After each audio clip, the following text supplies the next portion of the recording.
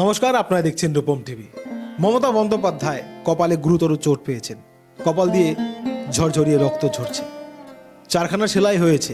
এসএসকেমে নিয়ে যাওয়া হয়েছিল মমতা বন্দ্যোপাধ্যায়কে। সেখান থেকে বাড়ি ফিরে আসেন মমতা বন্দ্যোপাধ্যায়।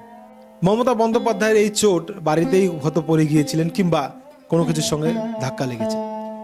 নরেন্দ্র মোদী এই ঘটনায় দুঃখ প্রকাশ করেছেন এবং মমতা বন্দ্যোপাধ্যায়ের দ্রুত আরোগ্য কামনা করেছেন। সুকান্ত মজুমদারও দুঃখ প্রকাশ করেছেন। যাই হোক, অধীর রঞ্জন চৌধুরীও বাদ যায়নি, তিনিও দুঃখ প্রকাশ করেছেন।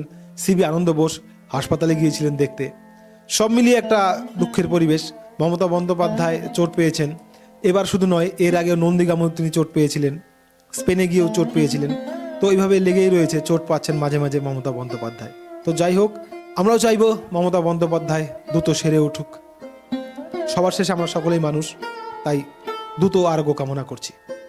রূপম টিভির পক্ষ থেকে মমতা বন্দ্যোপাধ্যায় যাতে দ্রুত সেরে ওঠে, সেই কামনাই, সেই আশাই রাখবো।